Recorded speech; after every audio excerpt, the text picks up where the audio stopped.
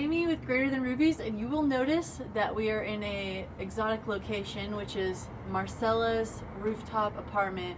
Not that her apartment's on the rooftop, but you get it. It's really late, and we decided we want to do something fun for you because in church today we're doing prayer requests. A lot of stress about finals coming up, right, guys? That's You've right. been there. Juanita's passed many finals, failed some. I've passed many finals, didn't fail. Marcela even has proof that she passed finals, and so we want to give you some tips today that will help you pass your finals and probably de-stress a little bit. So tonight we're going to kick this off with some study tips from Marcela. Alright, so there's no quick fix chicks. That's right. So you have to have true dedication to your classes. You can't really decide the last week of classes that you're just going to do great in. But it is the last week of classes, so for next year, Yeah, or next that's semester, true. that's what you need to do. what can they do now? You can try the cram, and by try I mean work your hardest.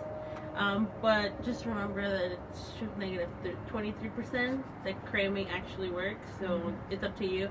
But the one that does work is in math and science, when things are a little easier and you can write down the formulas as soon as you get your exam, because once it's there, it's yours to write whatever you want. Okay, so you're saying that cramming works only when you're memorizing those formulas, and then as soon as they get their test paper, write them down, Yes. and then fill out the test. Because that's what I did, Got it. and I passed my classes. Again, Right here. proof. Right here.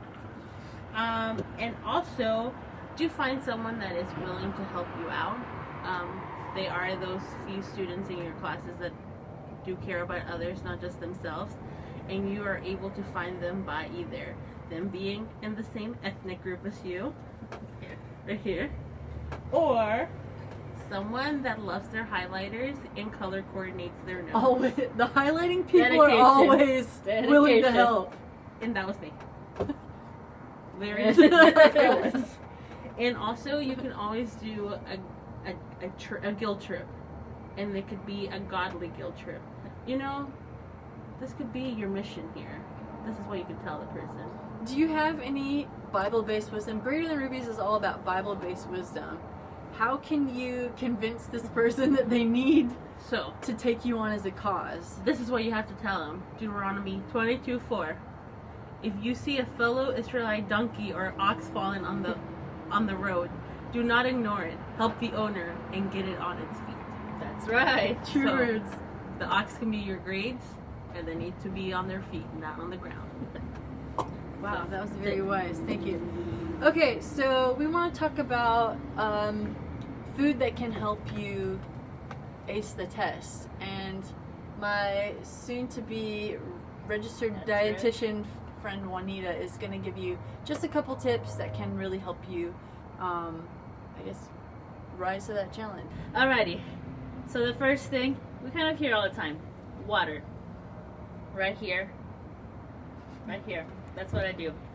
So we want to make sure that you're drinking enough water. So why? Why should I even care about water? Well, first of all, when you don't get enough water, you get a headache. I don't know about y'all, but I can't study or remember anything if I had a headache. No. All I want to do is sleep.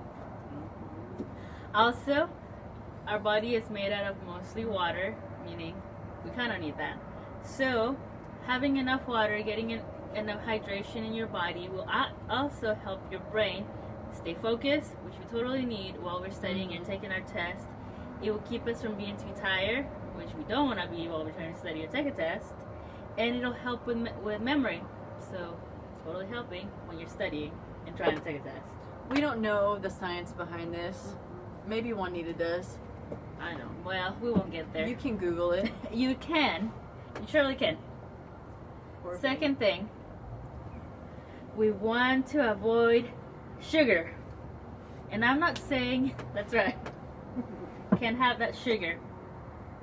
The thing is that, you know, when you have that sugar and you see those little kids that eat a lot of sugary stuff and they're running around, and then just 2 hours later, they're totally napping. That's what's going to happen. And so we totally don't want to study super hard, eat all the sugary stuff, and then sleep through a test. Nobody wants that. Nobody. And a lot of teachers just want to cut you some slack if you sleep through it. They hate that. They sure They do. hate sleepers. Mm-hmm. They hit They them. have to be awake. You should too. That's right. True. Yeah. So, and I'm telling you things not to do, and nobody likes to be told what not to do. True. So let me tell you what to do. Because we like that Mhm. way better. That's right. No. But this will be totally helpful. We want to make sure that you're eating foods that have your major food groups, your carbs, your protein, and your fats.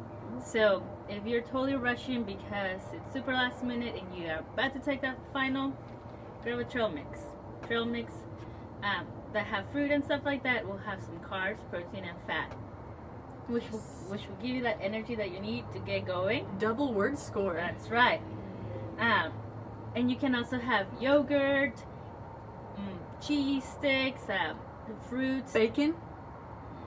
Do you have time to No, cook that bacon? I don't have time to cook That's that right. bacon. I don't either. That bacon. That bacon. And we also want to make sure that we eat breakfast. No breakfast means your body is not going to give the brain that fuel that you need to get the day on going. You probably fail. And you might just not be able to concentrate while you take the test. So you might be answering questions wrong that you actually do know. That happened to me. That's happened to me before too. True story. So that's all I've got. Keep on going. Keep on eating good stuff. All right, You'll do well. we also want to include maybe Juanita's best breakfast is gonna be like, we'll put a link in the video. That's right. Juanita's best breakfast. She's gonna have something. It will be highly researched. I can promise that. Okay, so our last tip is really the third factor in surviving this finals week is to get enough sleep. And I know that seems like a really big joke, and you're like, you think that you have zero time for sleep, but we know that you need between 6 and 8 hours to have that restorative sleep that will help you with recall. And definitely no less than 5. In fact, Juanita was reminding me that if you are seriously sleep deprived, your body acts like you're drunk. We don't want that. We don't want that. Shouldn't even be driving. You shouldn't even be driving, let alone trying to take a final that may determine the outcome of your entire life. That's right. So maybe you know that before midnight sleep is better than post midnight sleep. So that means if you go to bed at 9 p.m. and wake up at 3 a.m., that's 6 hours of sleep, it's probably greater than if you went to bed at midnight and woke up at 7.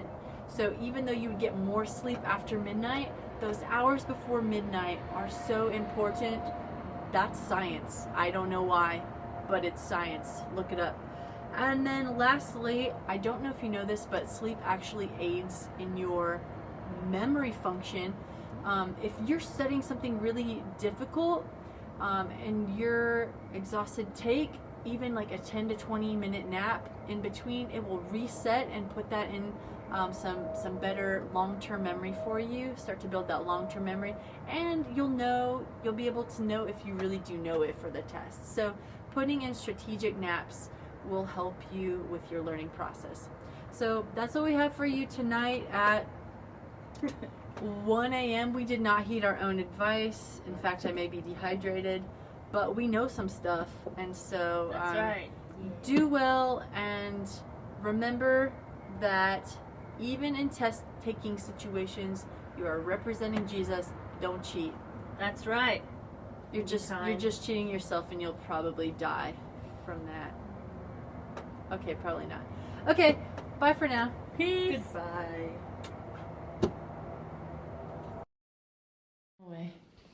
Do some. Are you getting confused? She doesn't know. Oh, she's stressed. Oh, what was that again? Now she throws it on the floor because she's feeling disgusted.